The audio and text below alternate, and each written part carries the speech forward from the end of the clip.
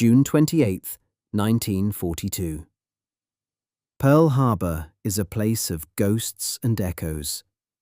6 months ago, it was a graveyard. Today, it is a beehive. But inside the office of Admiral Chester W. Nimitz, it is deathly quiet. On his desk lies a stack of folders, action reports from the Battle of Midway. To the American public, Midway is a miracle. It is the headline they have been waiting for. 4 Japanese carriers at the bottom of the sea. The back of the Imperial Navy has been broken. But Nimitz isn't reading the headlines. He's reading the logs. He is reading about the flight to nowhere. He is reading about Torpedo Squadron 8, where 29 out of 30 men were slaughtered because their leaders sent them in without help. He is looking at the fuel logs of fighter pilots who had to ditch in the middle of the ocean because of a navigation error that should have been impossible. And then there is the silence. The most damning evidence of all, the missing reports from the USS Hornet. In the United States Navy of 1942, these weren't just mistakes, they were culpable inefficiency. They were the kind of errors that didn't just end careers, they led to court-martials. The man above Nimitz, Admiral Ernest J. King, has already made his position clear. He wants blood. He wants a purge of the officers who presided over these failures. He is waiting for Nimitz to sign the papers that will strip 3 of America's most important commanders of their rank and their dignity. If Nimitz picks up his pen and signs, he follows tradition. He satisfies the brass in Washington. But he also destroys the only men who have the experience to win the war. This is the story of the Nimitz Exception. It is the story of why the Navy's most catastrophic tactical failures were hidden, forgiven, and transformed into the greatest military machine in human history. It's a lesson in a truth that most leaders are too afraid to admit. That sometimes the most valuable officer you have is the one who just failed the hardest. To understand the pressure Nimitz was under, you have to understand the culture of the US Navy in 1942. It was a culture of the axe.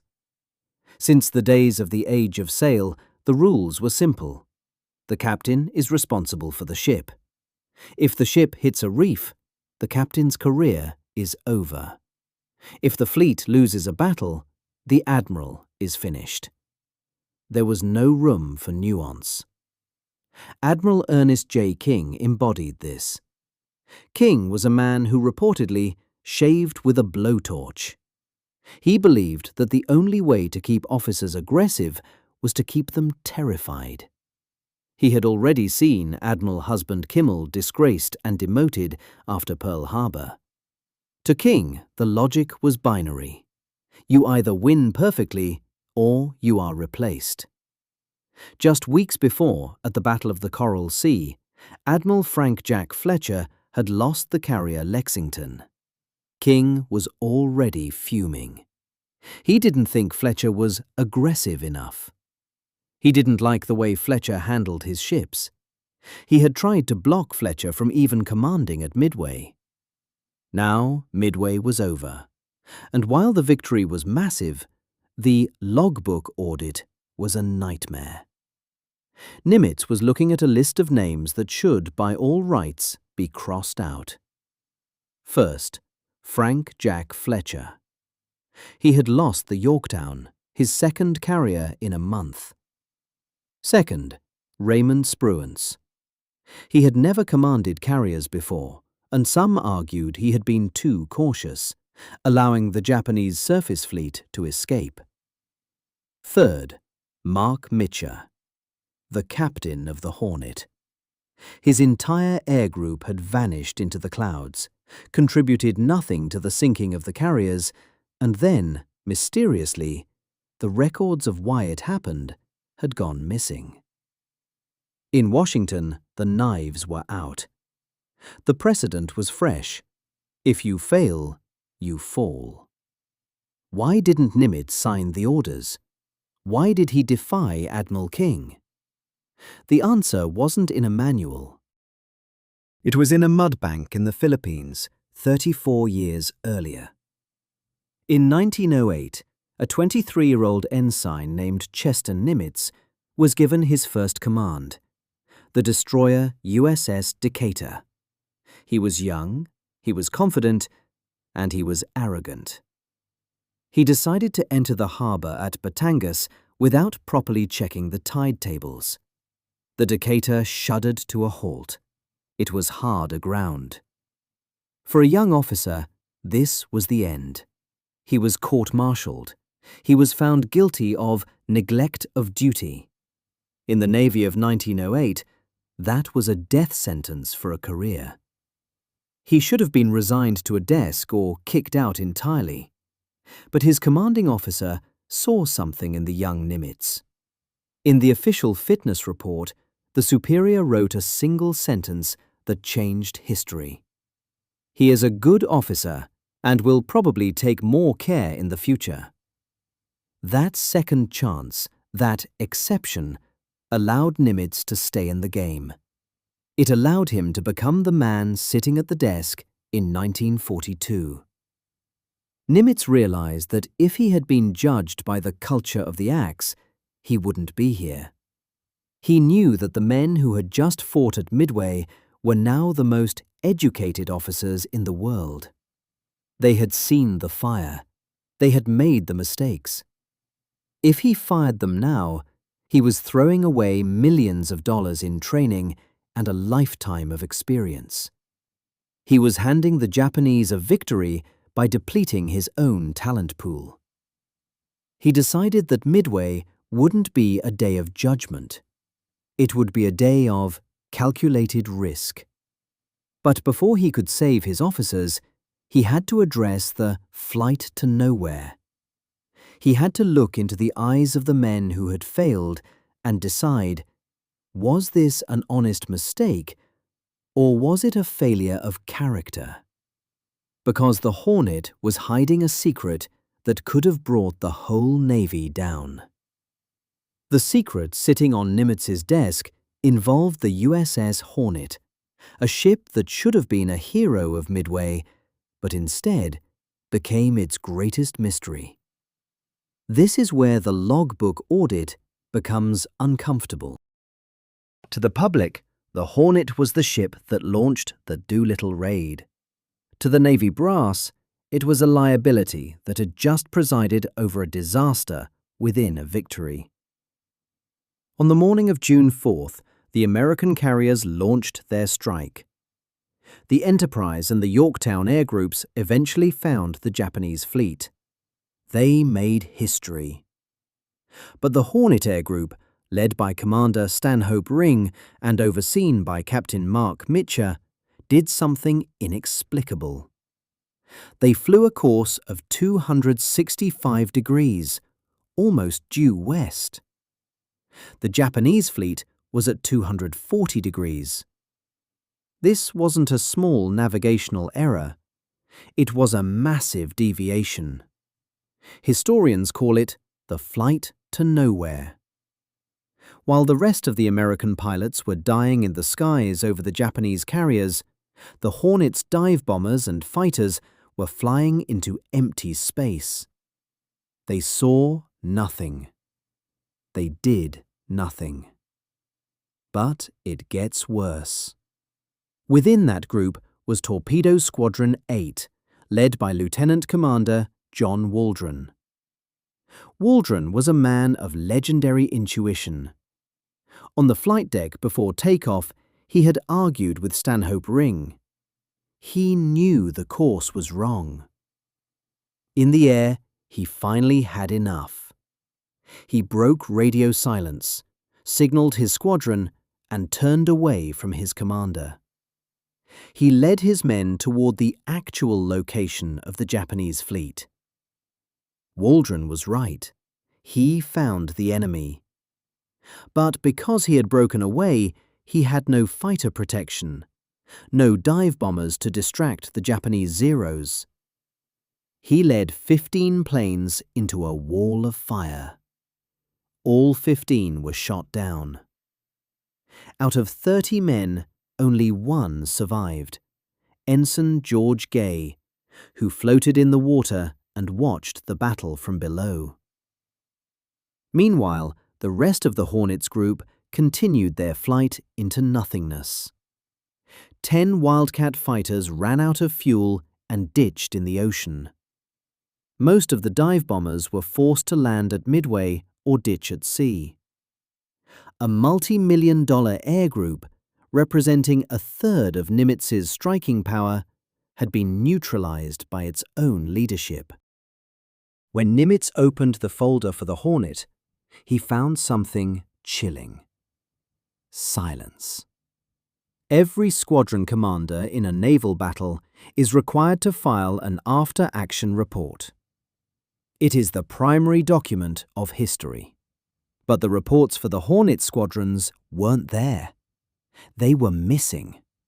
No report from the captain, no report from the air group commander. It looked like a cover-up. It looked like Stanhope Ring and Mark Mitcher were trying to erase the flight to nowhere from the record. Under Admiral King's philosophy, this was an open and shut case. Mitcher should have been relieved of command immediately. Ring should have faced a board of inquiry. The loss of planes and lives due to a navigation error, followed by a failure to document the disaster, was a career-ending offense. But Nimitz paused. He looked at Mark Mitcher's record. Mitcher was one of the pioneers of naval aviation. He was a man who understood the soul of a cockpit in a way few others did. Nimitz had to ask himself, if I break Mitcher now, who replaces him? An officer who hasn't made a mistake yet? An officer who is safe because he hasn't been tested? Nimitz knew that the safe choice was often the most dangerous one in war. He was looking at a man who had just overseen a catastrophe, but that man now possessed a piece of knowledge no one else had. He knew exactly how a carrier strike could fall apart. Nimitz made a move that baffled his staff. He didn't order an investigation. He didn't demand the missing reports. Instead, he waited. He allowed the flight to nowhere to remain a shadow in the official record. He was giving Mitcher room to breathe, room to live with his failure, and room to fix it. This was the core of the Nimitz Exception. He distinguished between a failure of character and a failure of friction. To Nimitz, a failure of character was cowardice or defeatism. A failure of friction was the fog of war, the chaos that happens when human beings try to coordinate hundreds of machines in the middle of an ocean. But while he was protecting Mitcher, he had another problem. Admiral Frank Jack Fletcher had lost the Yorktown. To Admiral King in Washington, Fletcher was unlucky, and in the Navy, being unlucky was as bad as being incompetent. King wanted Fletcher gone. He wanted aggressive leaders. Nimitz looked at the reports of the Yorktown sinking. He saw a Japanese submarine, the I-168, crawling through a destroyer screen that should have been impenetrable. He saw 2 torpedoes end a ship that had been the hero of 2 battles. Was that Fletcher's fault? Or was it the reality of a brutal, unforgiving war? Washington was screaming for a scapegoat. The public wanted heroes, but the Navy Department wanted someone to pay for the lost ships. Nimitz sat with his pen over the report. If he didn't give King a head on a platter, King might come for Nimitz's head next. Nimitz picked up the pen. He began to write the most controversial report of the Pacific War. He wasn't going to blame Fletcher. He wasn't going to fire Mitscher. He was going to do the one thing the culture of the Axe couldn't understand. He was going to praise them. The report Nimitz issued on June 28, 1942, remains one of the most remarkable documents in military history. It was serial 01849. On the surface, it was a comprehensive analysis of the Battle of Midway. But between the lines, it was a shield. Paragraph 89 of the report stated, quite simply, that the commanders of Task Forces 16 and 17 showed sound judgment and decision in interpreting the confused situations of the battle. In paragraph 90, he praised the cooperative devotion to duty of everyone involved. By writing those words, Nimitz was effectively closing the door on any future court-martials. He was telling the Navy Department, "I have reviewed the evidence and I find no one at fault." This was a direct challenge to Admiral King. King believed that Fletcher had been timid. He believed the loss of the Yorktown was the result of a lack of aggression. He looked at the flight to nowhere and saw a breakdown in discipline. But Nimitz stood his ground. He argued that the victory at Midway was so monumental that to punish the victors for the friction of the battle would be a psychological disaster for the entire fleet. He knew something King didn't. The Navy was about to expand at a rate never before seen in history. Thousands of new officers were entering the service. If the message they received was, "One mistake and you're finished," they would become paralyzed by fear. They would stop taking risks. And in the Pacific, a commander who won't take a risk is a commander who has already lost. Nimitz didn't just stop at a written report. He began a campaign of personal advocacy. He recommended Fletcher for a Distinguished Service Medal and a promotion to Vice Admiral. King was livid. He sat on the recommendation for months, but Nimitz wouldn't back down. He continued to send letters defending Fletcher's superior judgment. Then there was the case of Raymond Spruance. Spruance was a cruiser admiral who had stepped into a carrier command with zero experience because Admiral Halsey was in the hospital. Some critics argued that Spruance had been too cautious on the night of June 4th, withdrawing his carriers to the east instead of chasing the Japanese. They argued he missed a chance to wipe out the entire Japanese surface fleet.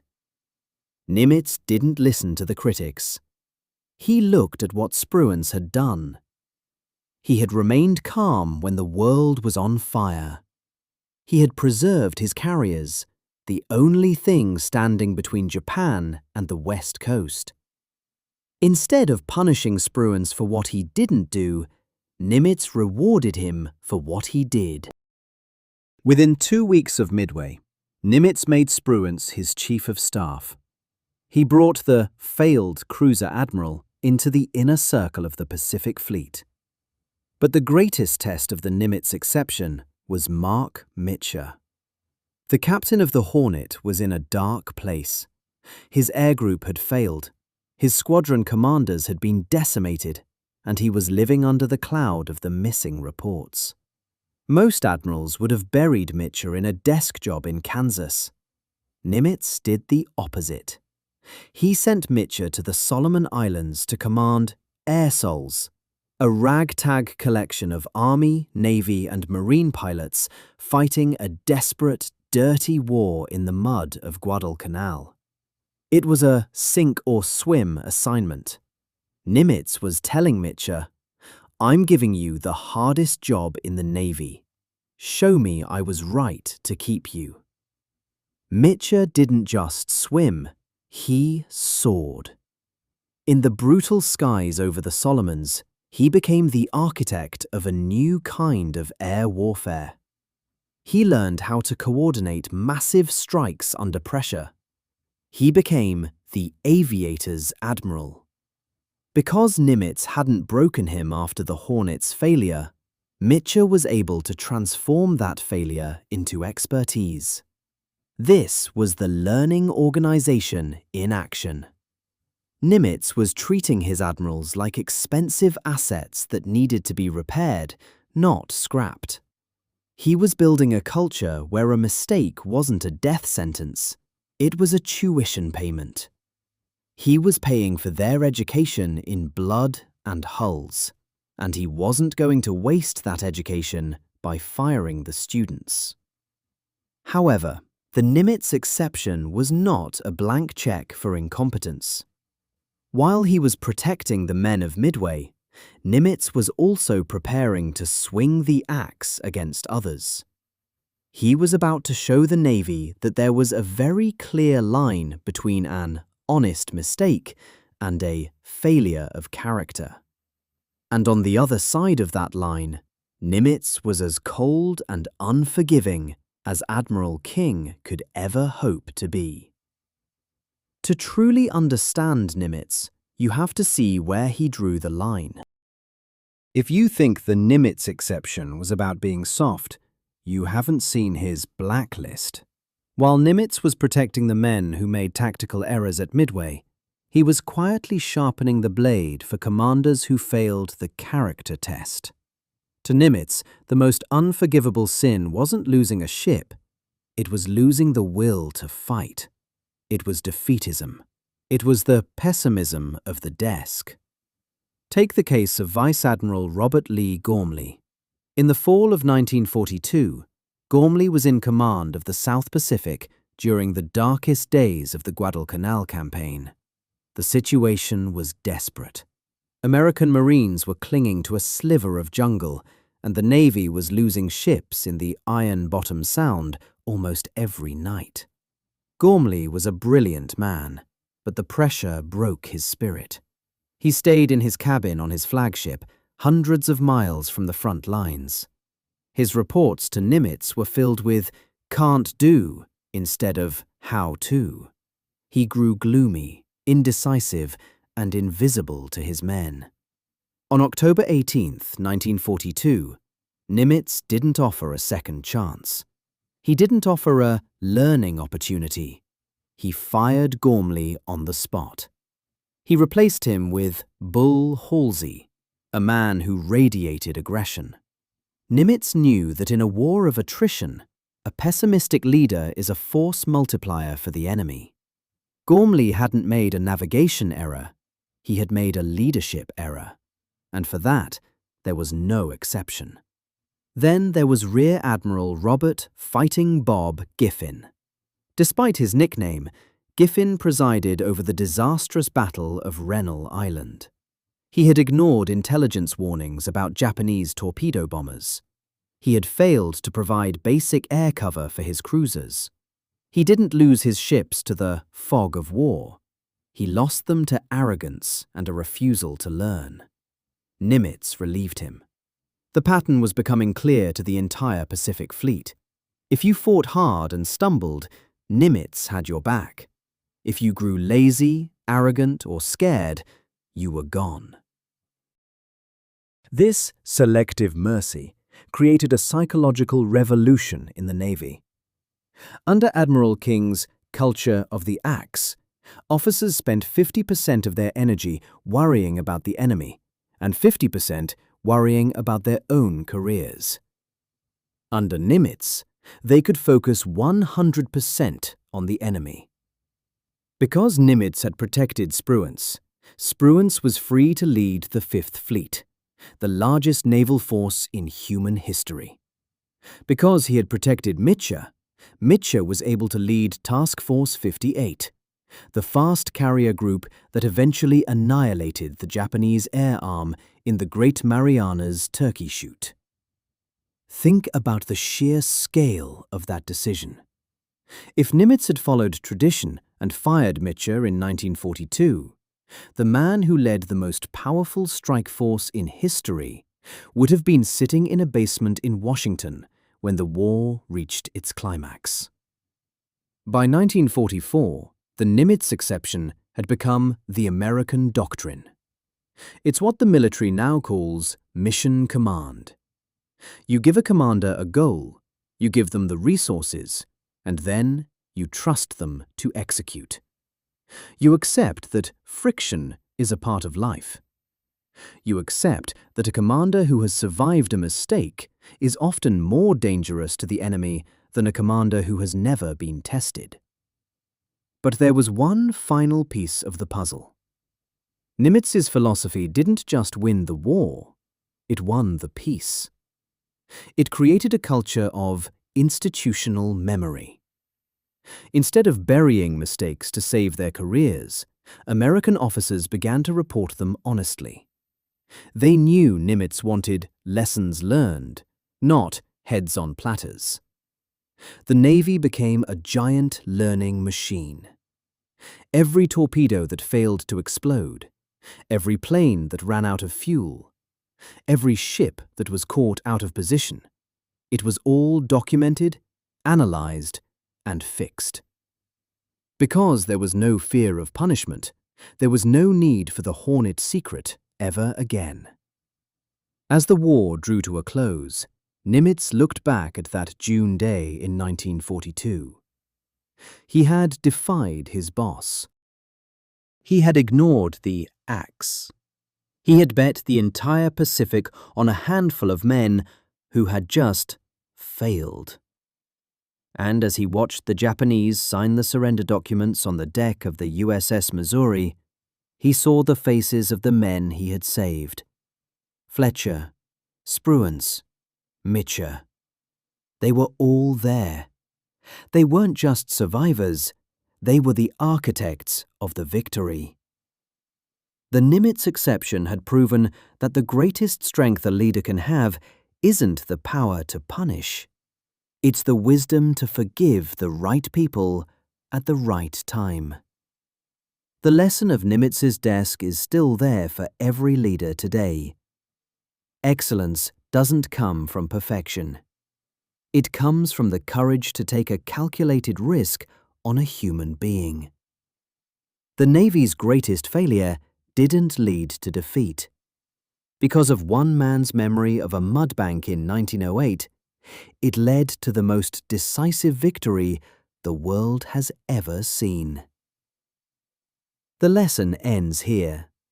But for the United States Navy, the legacy of Chester Nimitz is just beginning. The story of the Nimitz Exception reminds us that history isn't just made by the victories we celebrate, but by the failures we choose to learn from. Chester Nimitz knew that a commander who has tasted the bitterness of a mistake is often the most dangerous weapon in the arsenal. He didn't just build a fleet of steel, he built a culture of resilience. If you found this deep dive into the Navy's secret audit of Midway insightful, make sure to hit the like button. It helps the algorithm share these leadership lessons with more history enthusiasts. This is a new chapter for the WW2 Logbook, and we have plenty more personnel files and action reports to declassify. If you want to be here when we open the next folder, covering everything from the forgotten skirmishes of the Aleutians to the technological leaps of the silent service, make sure you hit subscribe and turn on that notification bell. Every signature on a report, every coordinate in a logbook, and every second chance given in the heat of battle shaped the world we live in today. What do you think? Was Nimitz right to protect the men of the Hornet? Or did the cover-up go too far? Let me know your thoughts in the comments below. I read every single one. Until the next entry, this is the World War II Logbook. Stand easy.